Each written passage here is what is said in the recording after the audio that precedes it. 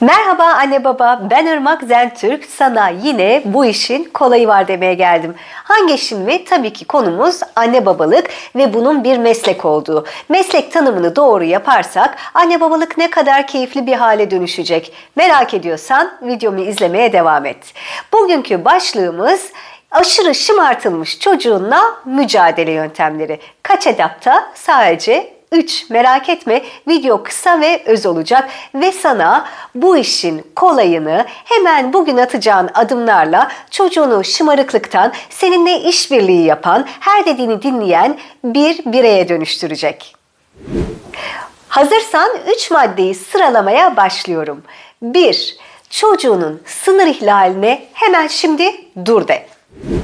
Evet, bazen her çocuk sınır ihlali yapar, limitlerini test etmek ister. Bu normal ama inan bana her zaman bir anne babanın ona burada durmalısın, bu sınırı geçemezsin diye limit koymasını bekler. Anne baba olarak eğer lidersek ona sınır ihlali yaptığında tatlı ya da sert siz karar vereceksiniz. Hayır dur, bu noktada bu sınırı geçemezsin demen gerekir. Onlara kararsız kaldıkları zamanlarda etkin bir lider olarak ne yapıp neleri yapamayacaklarını söyle. Hatta anlamıyorlarsa ellerinden tut, olaya dahil et ya da agresif oldukları durumdan kibarca uzaklaştır.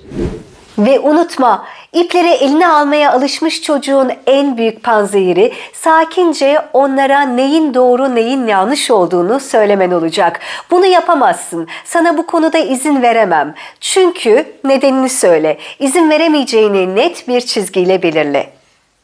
Gör bak, kısa zamanda durumu anlayacaklar ve bu işbirliğinden zevk alan bir hale gelecekler. Çocuklar duygularını kontrol edemedikleri zaman agresifleşirler ve lideri görmek isterler. Göremedikleri zamansa hırçınlaşırlar. İşte burada lider sen olacaksın. 2. Çocuğunu dünyanın merkezine koyma anne baba. Biliyorum çocuğumuz hepimizin hayattaki yaşam amacı ama maalesef dünya onun çevresinde dönmüyor. Aile yaşamında bizim tek çocuğumuz olabilir ve ona her şeyin en iyisini vermek, her şeyin başrolü haline getirmek isteyebiliriz. Ama dışarıda okula çıktığı anda ya da arkadaş çevresinde dünya onun etrafında dönmeyecek. Bu da onu bir kavram karmaşasına sürükleyecek. Eğer evde arkadaşlarınla ya da eşinle konuşurken küçük çocuğunun sözünü kesmesini, senin düşüncelerinde hak iddia etmesini istemiyorsan ya da o Avrupalı anne babalar gibi şu anda ben konuşuyorum lütfen bitirmeme izin ver diyebilmek ve sözün değeri olsun istiyorsan işte burada bugün başlaman gereken şey biz yetişkiniz, kararları biz koyuyoruz ya da önemli bir şey konuşuyoruz. Lütfen odana gider misin diyebilmekten geçiyor. Anne babanın hiyerarşik sistemde daha üst bir kademede olduğunu öğrenirse bu çocuk, ileride patronlarıyla, arkadaşlarıyla, öğretmenleriyle olduğu ve bu konularda rahatsız hissettiği dönemlerde onlar bir şey konuşuyor, buna karışmamam gerekir mesajını öğrenecektir. Unutma, anne baba olarak bu tip şeyleri, toplumsal çizgileri öğretmek senin görevin. 3. Çocuğunun sıkılmasına izin ver.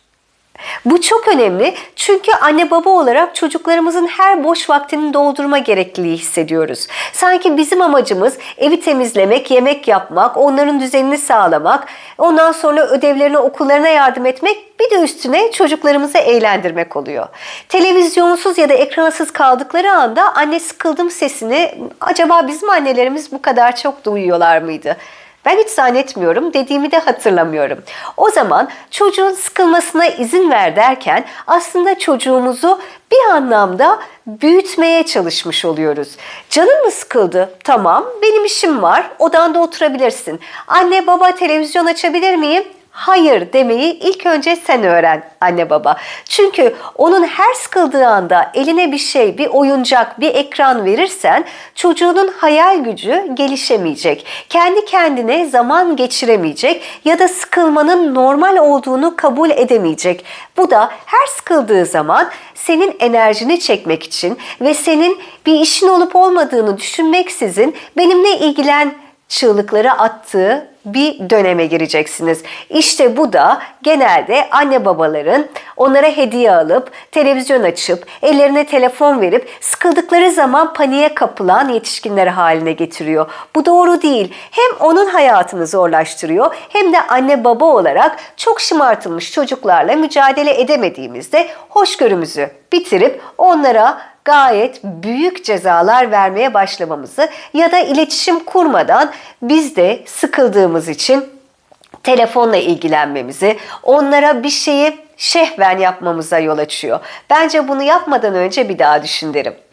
Şimdi ne demiştik? Tekrar baştan alalım ve birazcık daha detaylı açıklamaya çalışayım. Bu sefer çocuğun gözünden.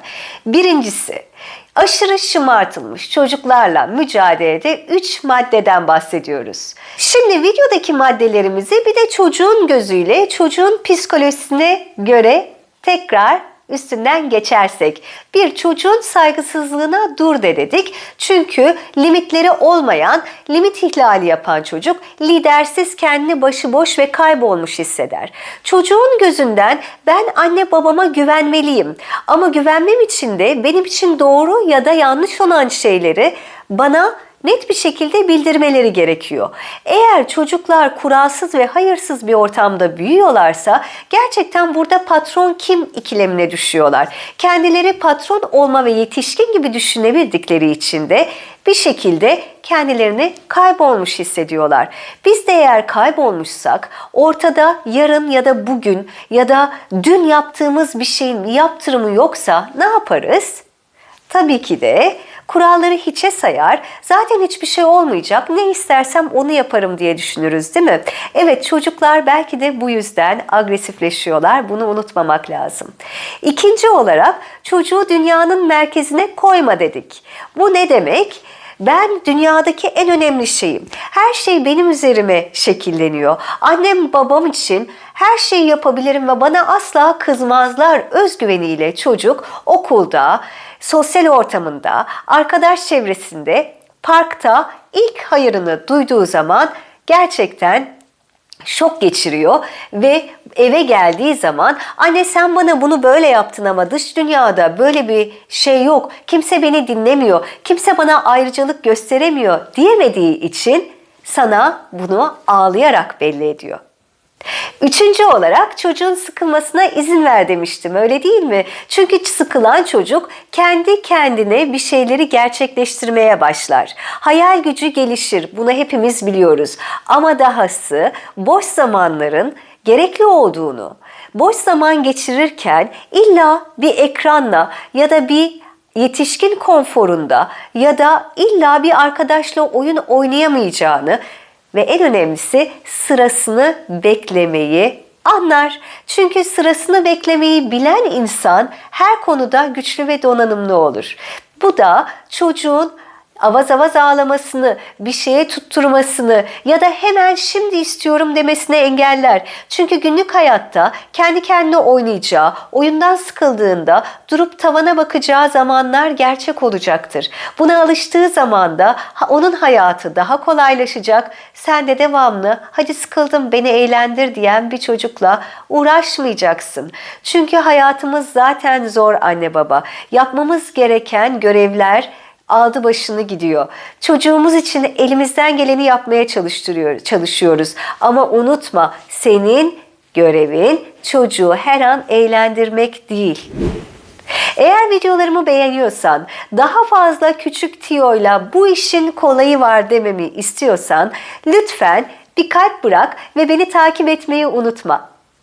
Çünkü yalnız olmadığımı biliyorum. Ben ve kocam bunları yaşadık ve bunların zorluğunu çektik. Belki aranızda bir iki aile daha vardır ve onlara yardım edebilirsem ne mutlu bana.